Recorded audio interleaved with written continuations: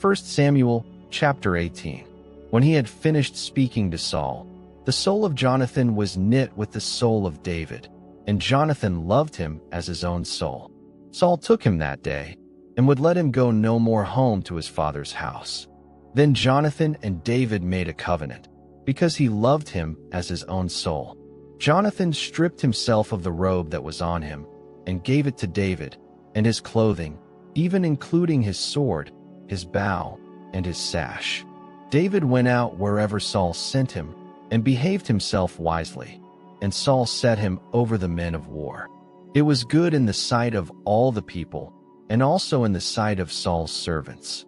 As they came, when David returned from the slaughter of the Philistine, the women came out of all the cities of Israel, singing and dancing, to meet King Saul, with tambourines, with joy, and with instruments of music.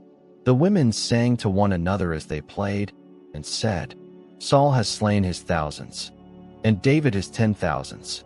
Saul was very angry, and this saying displeased him. He said, "They have ascribed to David 10,000s, and to me they have ascribed only thousands. What can he have more but the kingdom?"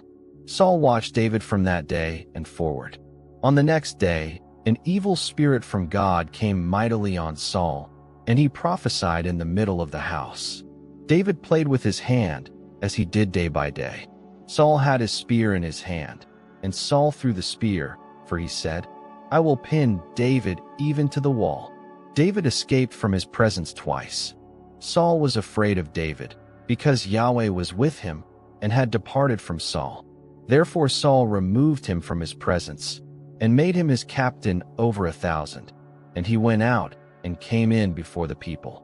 David behaved himself wisely in all his ways, and Yahweh was with him. When Saul saw that he behaved himself very wisely, he stood in awe of him. But all Israel and Judah loved David, for he went out and came in before them.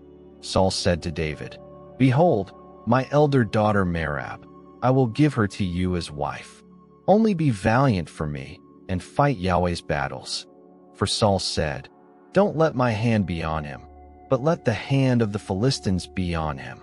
David said to Saul, "Who am I, and what is my life, or my father's family in Israel, that I should be son-in-law to the king?" But at the time when Merab, Saul's daughter, should have been given to David, she was given to Adriel the Mahalathite as wife. Michal, Saul's daughter, loved David, and they told Saul, and the thing pleased him.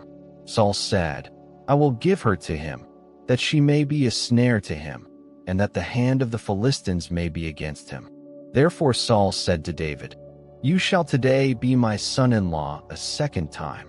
Saul commanded his servants, "Talk with David secretly, and say, 'Behold, the king has delight in you, and all his servants love you. Now therefore be the king's son-in-law.'" Saul's servants spoke those words in the ears of David. David said, "Does it seem to you a light thing to be the king's son-in-law, since I am a poor man and little known?"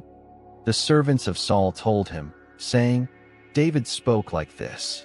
Saul said, "Tell David, the king desires no dowry except 100 foreskins of the Philistines, to be avenged of the king's enemies." Now Saul thought he would make David fall by the hand of the Philistines. When his servants told David these words, it pleased David well to be the king's son-in-law. Before the deadline, David arose and went, he and his men, and killed 200 men of the Philistines. Then David brought their foreskins, and they gave them in full number to the king, that he might be the king's son-in-law. Then Saul gave him Michal his daughter as wife. Saul saw and knew that Yahweh was with David, and Michal, Saul's daughter, loved him. Saul was even more afraid of David, and Saul was David's enemy continually. Then the princes of the Philistines went out, and as often as they went out, David behaved himself more wisely than all the servants of Saul, so that his name was highly esteemed.